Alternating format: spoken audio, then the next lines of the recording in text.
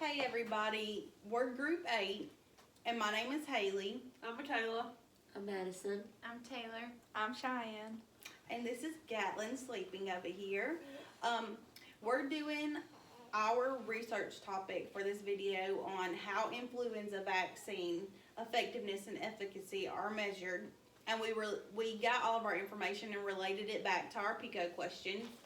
And our PICO question is, in children and adolescents, are vaccinations effective in preventing influenza compared to natural body defense mechanisms not vaccinating, and will they improve the symptoms of the virus in affected children? So our research and our PICO question is focused on children and the importance of children getting the flu virus vaccination and how that decreases the outbreak of the virus throughout the year in older adults and other people across America also. So in layman's terms, it basically is stating why it's important for children especially to get vaccinated with the flu virus. So I'm Cheyenne, and I'm going to be talking about why research is conducted. To measure vaccine efficiency by comparing frequency of influenza-related illness in the vaccinated and unvaccinated placebo groups. This study is done by two different methods. The first method is randomized controlled trials, which is dividing research group into vaccinated and unvaccinated placebo groups. And then the second one is through observational studies, which is a cohort and care controlled study. This type of research is conducted in order to better predict the outcome of vaccinations and determining whether or not they are effective as managing symptoms of the virus if it is contracted. So the placebo group would not get the vaccine, but they would think they got the vaccine, and if they didn't get sick, it would just help, showing why the vaccine's helpful or how it helps to better control the virus if it is contracted, and it will lessen the effects otherwise if you would not have gotten it. Okay, I'm going to be talking about major findings of this study. The measurement of influenza vaccine efficacy and effectiveness can be affected by virus and host factors. This research study found that due to the antigenic drift of influenza outbreaks, the benefits of the vaccination may be reduced due to the viral components of the vaccine not being matched with the flu strain that is circulating. This antigenic drift does not always occur, but when it does, it can affect vaccination efficacy. However, the results of these observational studies indicate that even when circulating flu viruses are mildly or moderately drifted in comparison to the vaccine, it is still possible that people may receive some protective benefits from the vaccination. The meta-analysis reported that in a 4-year randomized trial of children aged 1 to 15, vaccine efficacy was estimated at 77% against influenza A, the strain H3N2, and 91% against influenza A H1N1. This study also found that in young children aged 2 to 4, the live attenuated influenza vaccine had a superior efficacy compared to the inactivated vaccination. All in all, the vaccination is effective.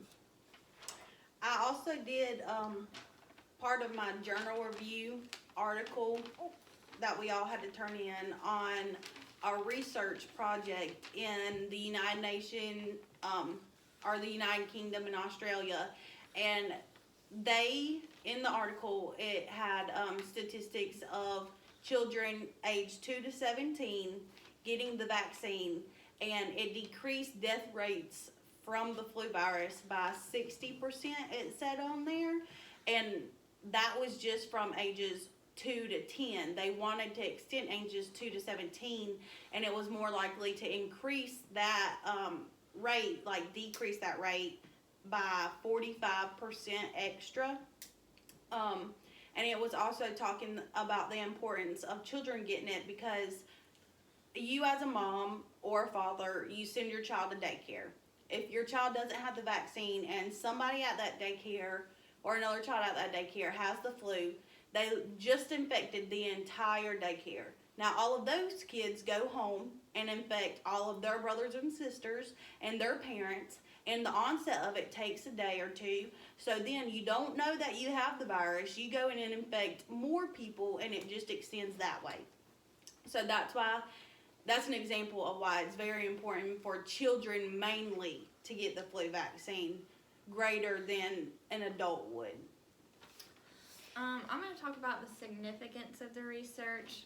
This research allows for a better understanding of how exactly vaccinations work in conjunction with the circulating virus.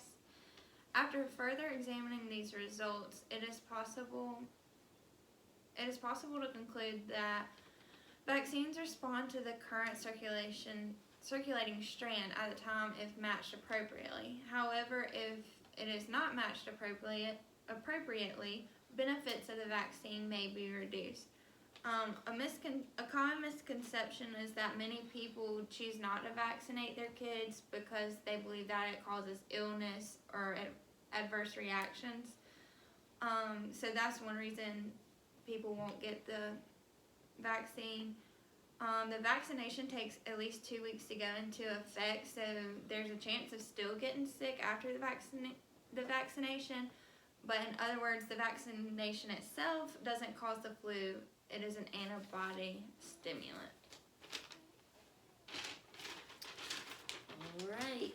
All in all, the CDC recommends that all people, both young and old and in between, receive the vaccination for some level of protection. Those who choose not to vaccinate rely solely on their own immune response to battle infection, which could lead to deadly consequences if they are immunocompromised. This research and studies similar to it are extremely valuable to all people as well as healthcare providers. It provides an evidence-based guideline for any and all seasonal vaccinations, as well as giving a standard of comparison to rely on.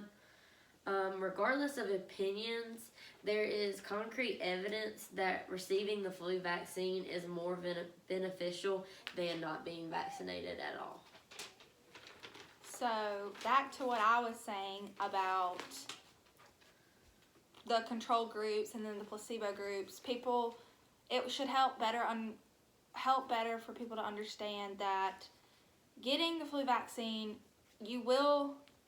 it's not saying you're not going to get sick. It's just either going to prevent it from being as fatal as it can be and helps you to better overcome it rather than you not having any immune response helpful for it and you just get really sick and you could die, or you could pass it to someone much older than you who are way less immunosuppressed, or they are already younger. You could pass it on to babies and they could die from it just because you didn't get your flu shot.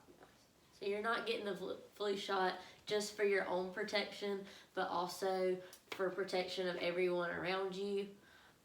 That's why it is so important for us as nursing students to get all of our vaccines before we start nursing school, because we are around 80 other students, but we also are in and out of several different clinical sites and hospitals where we interact with patients, other nurses, doctors, their families, other nursing students, and you don't want to spread anything to them.